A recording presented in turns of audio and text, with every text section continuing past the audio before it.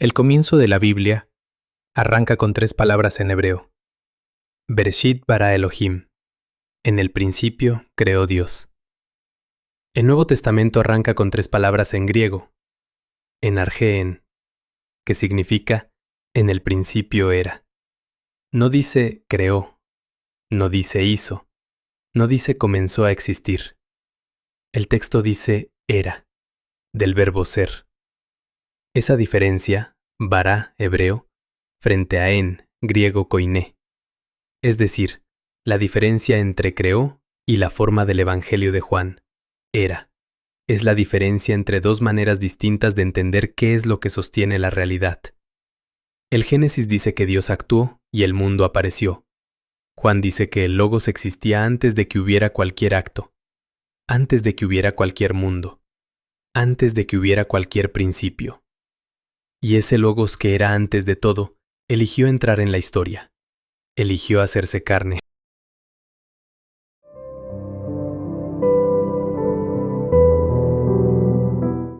Bienvenido al primer episodio de la serie Metafísica del Nuevo Testamento. En el episodio anterior, la introducción general, trazamos el mapa completo del viaje, el corpus del Nuevo Testamento, los conceptos metafísicos centrales y los filósofos y psicólogos que van a acompañarnos a lo largo de la serie. Si no lo viste, te recomiendo empezar por ahí. Con el prólogo se inicia el Evangelio de Juan. 18 versículos que son el Evangelio entero en forma comprimida. Todo lo que Juan va a narrar en 21 capítulos ya está aquí, desplegado como un poema filosófico. El resto del Evangelio es el desarrollo de lo que el prólogo ya ha dicho. El prólogo de Juan es el punto de llegada de la filosofía griega del Logos.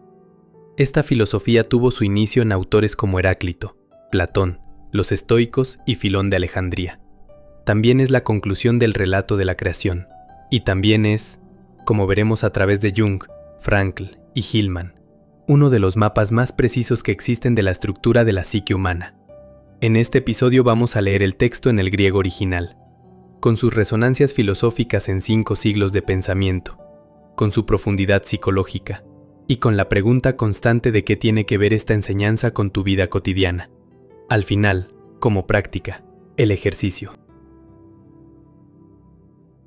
Para leer el prólogo de Juan, es necesario partir de 2 vastas cosmologías, que estaban en el horizonte de pensamiento de Juan, cuando éste lo escribió. La primera cosmología está formada por el Génesis. Juan 1.1 comienza con las mismas 3 palabras en griego que la Septuaginta, la traducción griega de la Biblia, usa para abrir el Génesis. En argé, en el principio. Con este comienzo, Juan le está diciendo al lector que lo que está a punto de leer es una nueva Génesis. No se trata de la continuación de la historia anterior, sino su recapitulación y su cumplimiento desde otra perspectiva.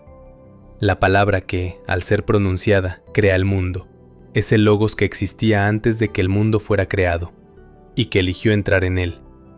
Ese Logos que tomó carne, fue la misma palabra pronunciada por el Creador en el comienzo, hágase. La segunda gran cosmología fue la filosofía griega. Éfeso, la ciudad donde probablemente Juan redactó su Evangelio hacia el año 90 de nuestra era, era la ciudad donde Heráclito había vivido y enseñado 6 siglos antes. Heráclito fue el primero en usar la palabra logos, para describir el principio racional que ordena el cosmos. Aunque el logos es común a todos, la mayoría vive como si tuviera una comprensión propia. Los estoicos desarrollaron ese concepto como el neuma racional que impregna toda la realidad. Filón de Alejandría, filósofo judío del siglo I, lo usó como puente entre Platón y la Torá, el logos como intermediario entre el Dios trascendente y la creación material. Juan toma toda esa herencia filosófica de 600 años y concluye que ese logos eterno e impersonal se hizo carne. Sarx egeneto. Se hace necesario detenerse en los 6 términos principales del prólogo. 6 términos que constituyen la esencia metafísica del relato. Porque aquí, más que en cualquier otro texto del Nuevo Testamento, la traducción puede hacer desaparecer lo que el texto realmente está diciendo. El primer término es argé. Argé significa principio, origen que sigue siendo fundamento. En el principio era el Logos. Juan 1.1. El arjé en la filosofía griega no es simplemente el primer momento del tiempo, es el origen que sigue siendo operativo, el fundamento que sostiene todo lo que ha venido después. La pregunta que los filósofos presocráticos llevaban siglos formulando: ¿cuál es el arjé del cosmos? ¿Su origen y fundamento último? Heráclito había dicho que el arjé era el fuego, porque el fuego transforma sin destruir. Para Anaximandro era lo indeterminado, para Tales el agua. Juan dice, el arjé es el logos, y ese logos no apareció en el principio, ya era en el principio. El arjé no tiene inicio porque el logos la precede. El segundo término es logos. Logos significa palabra, razón, principio ordenador, discurso.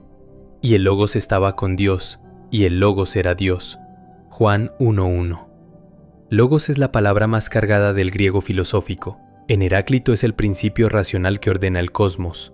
En los estoicos es el neuma racional que impregna toda la realidad. En Filón de Alejandría es el intermediario entre Dios y la creación. Juan toma esa palabra en todo su sentido filosófico y afirma que el logos estaba pros ton seon, es decir, hacia Dios, en orientación activa hacia Dios, no simplemente junto a Dios, y al mismo tiempo era Dios.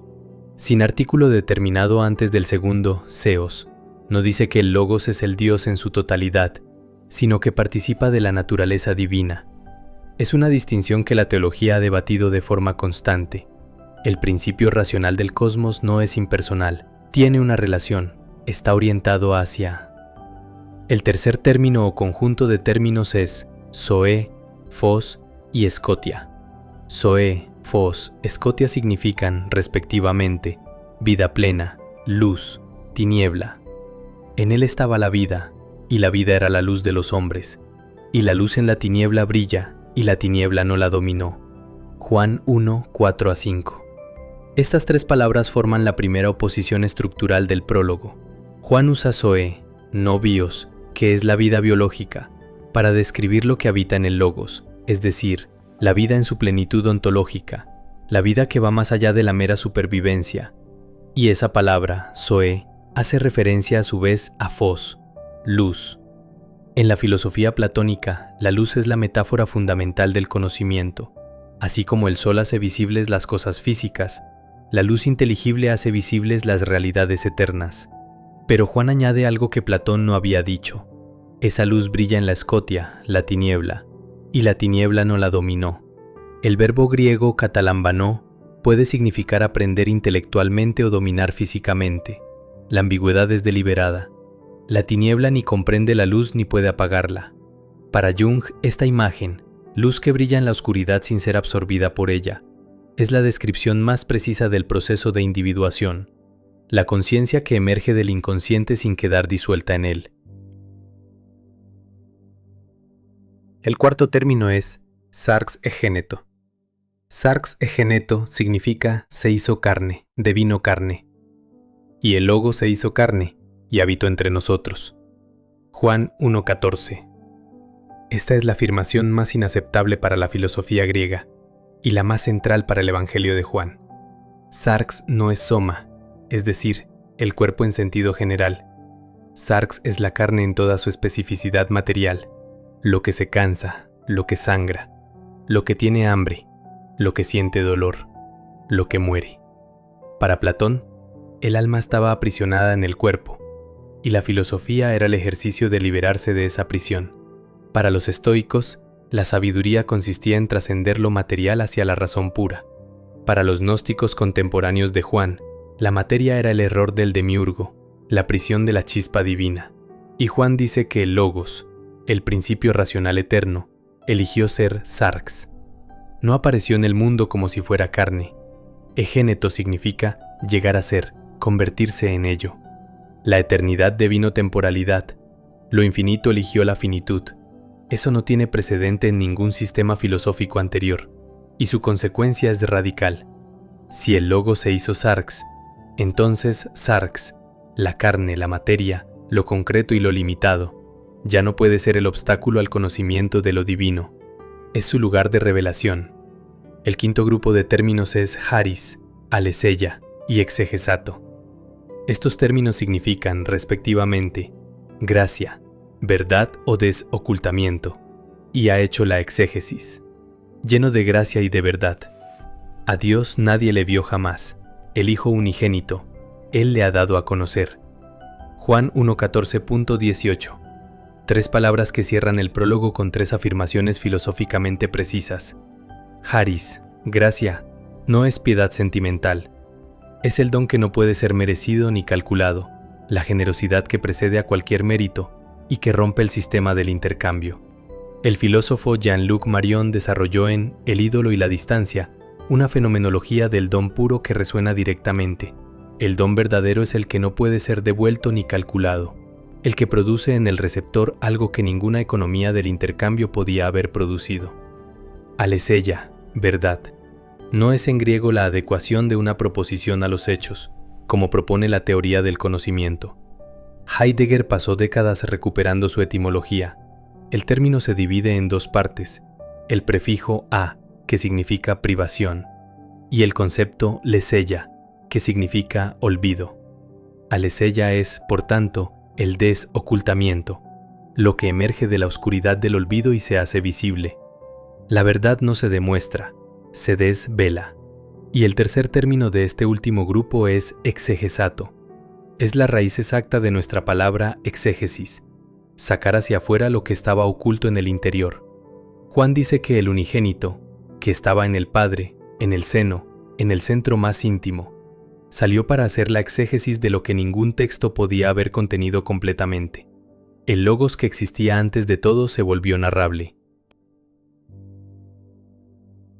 Hay un hilo conductor que conecta el primer capítulo del Génesis con el prólogo de Juan, de una manera que la lectura devocional habitual no suele ver, pero que Juan construyó con una gran precisión. El primer capítulo del Génesis inicia con Bara, Dios creó. La creación es un acto, algo que no existía empieza a existir por la palabra de Dios, y el primer efecto de esa palabra creadora es la luz. Yehior, Vayehior. Sea la luz, y fue la luz. Una luz que no depende del sol. El sol aparece el 4º día, sino de la palabra misma. Es la luz primordial, el Or Haganús, que los rabinos posteriores llamarán la luz escondida, la que permitía a Adán ver de un extremo al otro del cosmos antes de la caída. Juan toma ese mismo movimiento y lo lleva más atrás y más adentro. El Génesis dice que en el principio Dios creó. Juan dice que en ese mismo principio el Logos ya era, antes de la creación. El Génesis describe el origen del mundo. Juan describe el origen del origen. Y la luz que el Génesis crea en el primer día, Or, es en Juan el Fos que habita en el Logos encarnado y que brilla en la tiniebla, sin ser dominado por ella. El hilo se conecta así. La palabra que crea en el Génesis es el Logos que es antes de toda creación en el prólogo de Juan.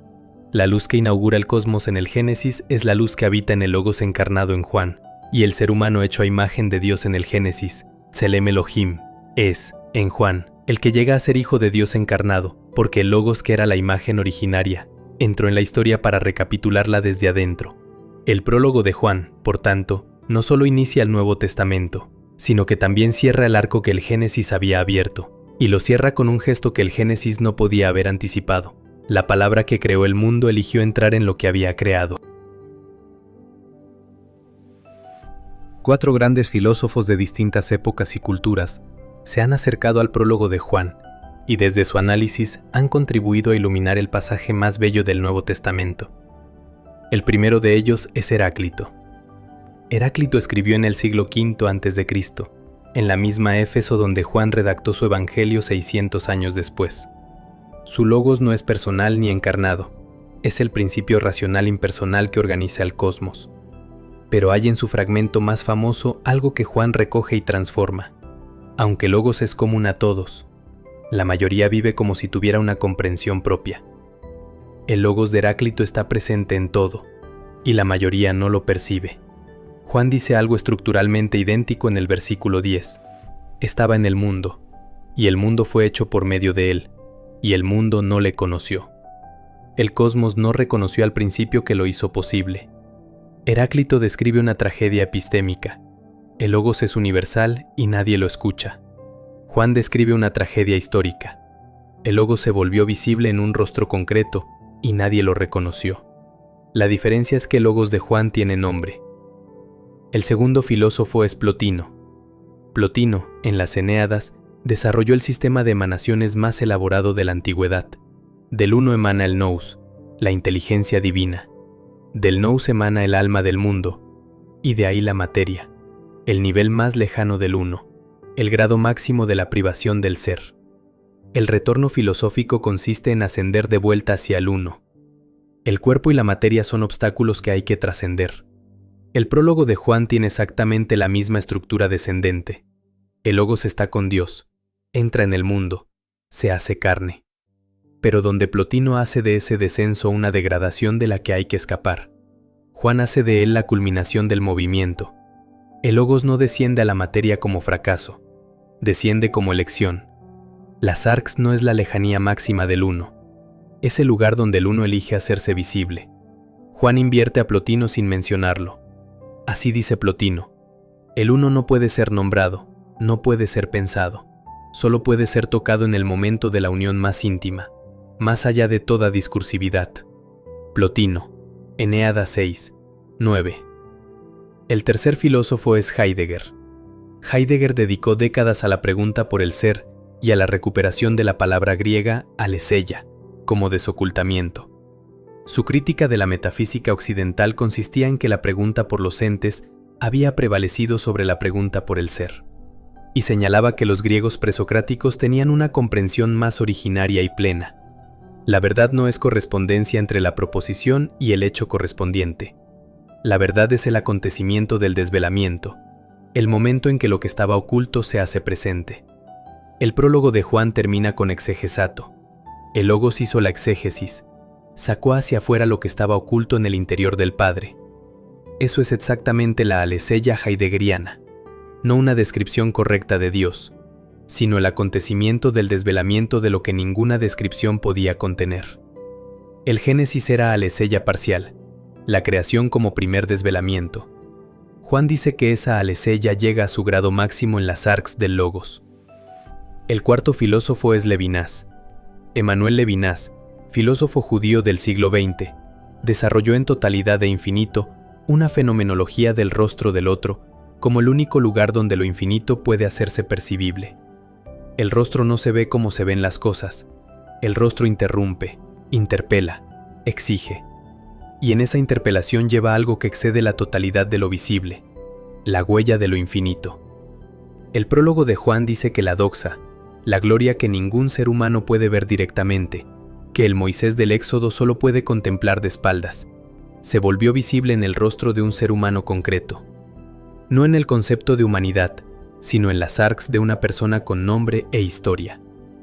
Levinas no estaba comentando a Juan, pero su fenomenología del rostro describe con precisión exacta lo que el prólogo afirma: lo infinito que se hace accesible no en el concepto, sino en el rostro concreto, limitado, vulnerable. 3 psicólogos del siglo XX leyeron el prólogo de Juan desde sus propias disciplinas: la psicología profunda, la logoterapia, la psicología arquetipal. En primer lugar tenemos a Carl Jung, que nos habla del logos como símbolo del self.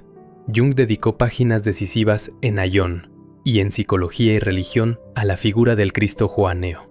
Su tesis es que el prólogo de Juan describe el proceso más profundo de la psique, la individuación. El logos que, en el principio existe en totalidad, pero que entra en el tiempo, en la sarx. Para hacerse cognoscible es, en términos junguianos, la imagen del self que desciende al ego para transformarlo desde adentro. No el ego que asciende a lo divino, eso sería la inflación psíquica, la ilusión de grandeza, sino lo divino que desciende al ego, la individuación genuina, que siempre implica descenso, encarnación, contacto con la realidad limitada y dolorosa, la imagen de la luz que brilla en la tiniebla sin ser dominada por ella. Es para Jung la metáfora perfecta de la conciencia que emerge del inconsciente sin quedar disuelta en él. El inconsciente no es el enemigo, es el océano del que la isla de la conciencia emerge, y el self, el logos, es el principio que hace posible esa emergencia, sin que el yo se pierda en las aguas. Cristo es simplemente el símbolo del sí mismo. Tiene todas las características del héroe que desciende, que sufre y que resucita. Carl Jung. Aion. Por otra parte vemos la aportación de logos como fundamento incondicional del sentido de Viktor Frankl. Viktor Frankl, cuya logoterapia toma el nombre directamente del término griego logos, observó que la crisis más profunda del ser humano es la crisis del sentido, lo que él llamó el vacío existencial, y que el único sentido que puede sostenerse cuando todo colapsa es el que no depende de ninguna circunstancia exterior. La afirmación juanea de que el logos se hizo sarx, que el sentido eligió la carne, que entró en el dolor y en la limitación y en la muerte sin dejar de ser logos. Es para Frankl la afirmación más radical posible sobre la incondicionalidad del sentido. No hay circunstancia tan oscura que el logos no pueda habitarla. El Génesis decía que el Espíritu de Dios se movía sobre el caos antes de que hubiera ninguna luz. Juan dice que el logos entró en la sarx. Frankl afirma que el sentido puede encontrarse incluso en el sufrimiento más extremo. Los tres señalan que hay algo que no puede ser finalmente apagado por la oscuridad. El ser humano no inventa el sentido, lo descubre, y a veces ese descubrimiento ocurre precisamente cuando todo lo que el ego había construido ha sido demolido. Viktor Frankl, el hombre en busca de sentido. Por último, vemos a James Hillman. James Hillman, fundador de la psicología arquetipal, desarrolló en El Código del Alma y en Reimaginar la Psicología una crítica de toda espiritualidad que busca trascender lo particular hacia lo universal abstracto. Su propuesta era la inversa. Lo sagrado no habita en las alturas sino en las formas específicas, limitadas, únicas de la experiencia concreta.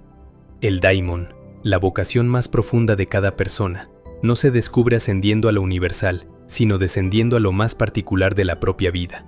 El sarx egeneto, de Juan 1:14, es la afirmación que Hillman habría reconocido como la más correcta del prólogo.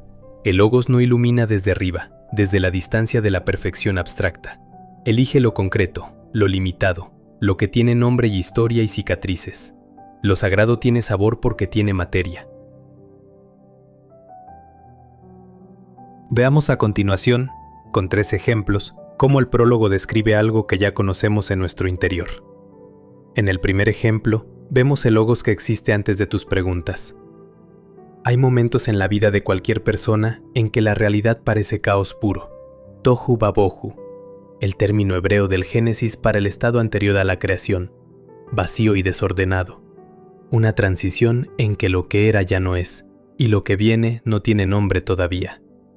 El prólogo de Juan no promete que ese caos desaparecerá rápidamente, dice algo más preciso, que el logos será antes de que empezara cualquier principio. Que el orden que buscas no necesita ser construido desde cero, porque ya existía antes de que tu caos comenzara. La pregunta no es cómo crear sentido, es cómo reconocer el que ya precede a tu confusión. En el segundo ejemplo, vemos la luz que brilla en la tiniebla. Hay momentos en la vida de cualquier persona en que la oscuridad interior, la depresión, el duelo, la confusión, la pérdida de sentido, parece total. En esos momentos, algo en el interior sigue operando con una luz tenue, pero inextinguible. No la elimina la tiniebla, sigue ahí, pequeña y persistente, como la llama de una vela en una habitación oscura. Juan 1:5 no es una promesa sobre el futuro, es la descripción de una estructura interior que ya opera. La escotia no puede dominar el fos, eso no depende de que lo creas, depende de si lo reconoces cuando ocurre. En el tercer ejemplo vemos el logos que se hace carne en tu historia. El sentido, el logos de tu vida, no llega en forma de revelación abstracta. Llega hecho sarx, en la conversación que no esperabas y que te cambió algo por dentro. En el fracaso que parecía definitivo y que reveló una dirección que no habrías elegido conscientemente. En la persona que llegó en el momento exacto, con algo que tu interior necesitaba escuchar. En el libro que cayó en tus manos cuando ya no esperabas que nada te dijera algo nuevo. El logos se encarna siempre. Lo que varía es si tienes ojos para reconocerlo en lo concreto, en lo particular, en lo que tiene forma, límite y nombre. El prólogo de Juan no habla solo de lo que ocurrió en Palestina hace 2000 años. Describe una estructura que opera en cualquier vida humana en cualquier época. El ejercicio de esta semana se titula Prólogo personal. Leer tu historia usando las 5 categorías que Juan usa en el texto. El primer paso del ejercicio es tu arjé, el principio que te precede. Juan comienza con lo que existía antes del tiempo, en el principio. Cada persona tiene algo que la precede, los valores que fueron plantados en ella antes de que pudiera elegirlos, las capacidades que aparecieron sin que nadie las programara, la orientación profunda que ha estado operando en su vida, aunque nunca le haya dado ese nombre. Escribe una sola frase sobre qué es lo que en ti parece haber existido antes de que tú mismo te construyeras. No lo que elegiste ser, sino lo que parece haber sido siempre, incluso cuando lo ignorabas o lo resistías. Eso es tu arjé. El segundo paso trata de tu luz en la tiniebla. Identifica el periodo de tu historia que más se parece a la escotia, la oscuridad interior más densa que has vivido. Una crisis, una pérdida, un vacío que parecía total. Y dentro de ese periodo, identifica lo que siguió brillando. No necesariamente algo grande. Puede haber sido una certeza pequeña, una convicción mínima que no se dio, una relación que siguió siendo real cuando todo lo demás se disolvía, una capacidad que persistió. Escríbelo, solo lo que no se apagó. Ese es tu fos en la escotia. Reconocerlo tiene un efecto que la descripción abstracta no puede producir. En el paso tercero vemos dónde se encarnó el logos en tu historia. El logos se hizo sarx, se hizo carne, lo concreto, lo particular. El sentido más profundo de tu vida no llegó como idea abstracta. Llegó encarnado en algo o alguien específico. Una persona, un lugar, un momento preciso, un encuentro que no habías planeado, un fracaso que reveló una dirección que nunca habrías elegido conscientemente. Identifica ese momento o esa persona. Escríbelo con el máximo de concreción posible. Nombres, fechas, detalles. El sentido habita en lo que tiene textura, peso y color específico. En el paso 4 vemos la gloria que contemplaste sin esperar contemplarla. La doxa es la presencia luminosa y pesada de algo que excede lo ordinario y que se manifiesta a través de lo ordinario sin reducirse a ello. Hay momentos en que alguien o algo, una persona, un paisaje, una pieza de música, una frase en un libro, un instante de belleza inesperada, te produce algo que solo puede describirse como la experiencia de que hay más de lo que los ojos ven. Un momento de doxa. Escríbelo, no para analizarlo, sino para nombrarlo. El acto de nombrar es el comienzo de la exégesis. En el paso 5 se trata de lo que vas a narrar esta semana. El prólogo termina con el logos que hace la exégesis, que narra, que saca hacia afuera lo que estaba oculto en el interior. Tu tarea de esta semana es hacer tu propia exégesis, contar a alguien, en una conversación, en un escrito, en un comentario, algo de lo que este ejercicio ha sacado hacia afuera, no para impresionar, no para enseñar, sino para hacer visible, en tu historia concreta, algo que estaba oculto. Decide a quién se lo vas a contar, cuándo y de qué manera. El prólogo de Juan no es la introducción a su evangelio, es el evangelio entero condensado en 18 versículos. Y no es solo el comienzo del Nuevo Testamento, es la conclusión del Génesis. El mismo arco que empezó con Bereshit bara Elohim, culmina en su punto de desvelamiento. El logos que el Génesis describía operando como palabra creadora, es ahora el logos que era antes de que esa palabra creadora sonara, y eligió entrar en lo que había creado. Aquí tienes 5 ideas para llevar para tu vida.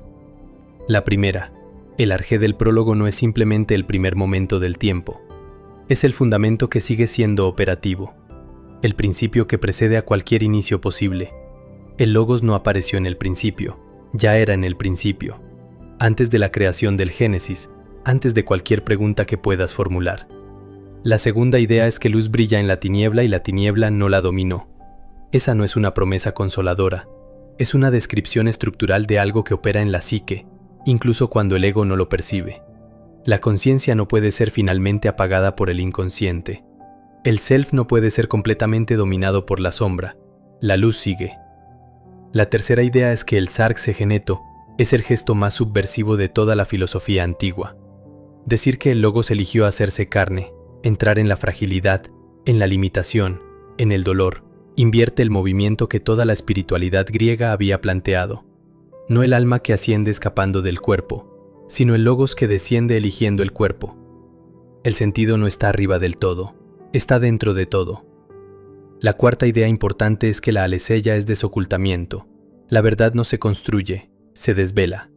Y el prólogo dice que ese desvelamiento ocurrió, de manera única e irrepetible, cuando el logos que estaba en el seno del Padre salió para hacer la exégesis de lo que ningún texto podía haber contenido completamente. La quinta y última idea es que la Haris y la aletheia son el último horizonte del prólogo. El cosmos no funciona solo según la lógica del mérito proporcional. Hay una lógica más profunda, el don que excede el cálculo, la presencia que precede al deseo de recibirla, el logos que era antes de que nadie lo buscara. En el próximo episodio seguimos con los inicios del Nuevo Testamento y tocaremos de lleno las genealogías del Evangelio de Mateo.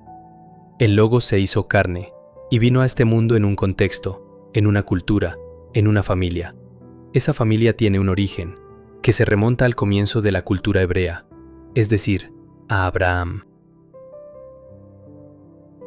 Si este episodio te abrió algo, si hay una grieta por donde entró algo que no esperabas, suscríbete. Esta serie va texto por texto, sin saltarse nada y sin simplificar nada. Dale like si llegaste hasta aquí. Este episodio es más largo y más denso que la introducción. Si llegaste al final es porque algo en el texto te sostuvo. Y compártelo con alguien que crea que el Evangelio de Juan ya lo conoce, o que el Génesis no tiene nada que ver con él, porque ya sabes que contienen la misma primera palabra, expresada de forma diferente. En los comentarios cuéntame esto. ¿Cuál de las 6 palabras que hemos trabajado aquí, argé, fos, sarx, doxa, aleseya, exegesato, resuena más en este momento de tu vida?